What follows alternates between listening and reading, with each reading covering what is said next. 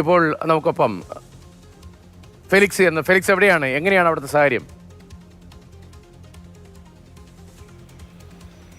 രതീഷ, കണ്ണൂരിൽ പൊതുവെ ഭേദപ്പെട്ട നിലയിലാണ് പോളിംഗ് പുരോഗമിക്കുന്നത്.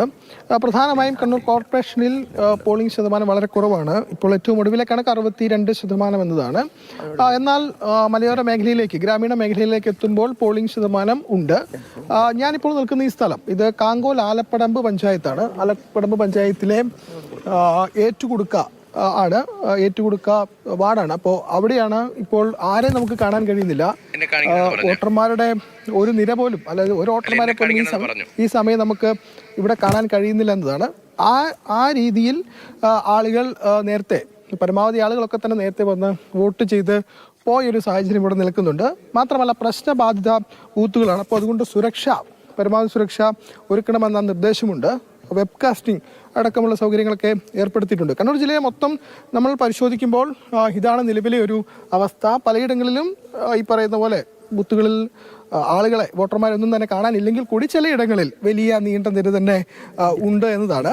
പൊതുവെ കണക്ക് പരിശോധിക്കുമ്പോൾ ആന്തൂർ നഗരസഭയിലാണ് ഏറ്റവും കൂടുതൽ പോളിംഗ് ഉള്ളത്. അപ്പോൾ കണ്ണൂർ ജില്ല മൊത്തം നമ്മൾ പരിശോധിക്കുമ്പോൾ 70% ഉണ്ടെങ്കിൽ ആന്തൂരിൽ അത് 80% മുകളിലേക്ക് പോയിട്ടുണ്ട് എന്നതാണ്. അത്തരത്തിൽ CPM-ന്റെ ശക്തി കേന്ദ്രമായ ആന്തൂരിൽ വോട്ടിംഗ് പെർസെൻറ്റേജ് വലിയ രീതിയിൽ ഉയരുന്നു എന്നതാണ് നമുക്ക് കാണാൻ കഴിയുന്നത്. ഏതായാലും കണ്ണൂർ ജില്ലയിലെ വോട്ടിംഗ് തുടരുകയാണ്. 6 മണി വരെയാണ്. അപ്പോൾ പരമാവധി ആളുകളെ ഈ സമയത്തിനകം ഇവിടെ എത്തിച്ച് വോട്ട് ചെയ്യിപ്പിക്കാനുള്ള ശ്രമങ്ങളാണ് മുന്നണികളുടെ ഭാഗത്തു നിന്നും ഉണ്ടാവുന്നത്. ഫെലിക്സ് ആണ് കണ്ണൂരിൽ നിന്നുള്ള വിവരങ്ങൾ നൽകിയത്. കണ്ണൂരിലും വാശിയേറിയ പോരാട്ടം തുടരുകയാണ്. വിവിധയിടങ്ങളിൽ നിന്നുള്ള പുതിയ പോളിംഗ് അപ്ഡേറ്റ്സ് വന്നുകൊണ്ടിരിക്കുകയാണ്. മാതൃഭൂമി ന്യൂസ് സ്ക്രീനിൽ പ്രേക്ഷകർക്ക് ദൃശ്യങ്ങളും ഒപ്പം ആ ഡേറ്റാസും കാണാം.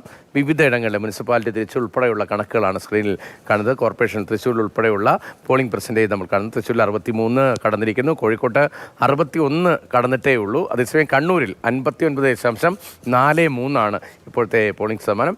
60-63 എന്ന നിലയിലേക്കാണ് അവസാന മണിക്കൂർ എത്തുന്നത്.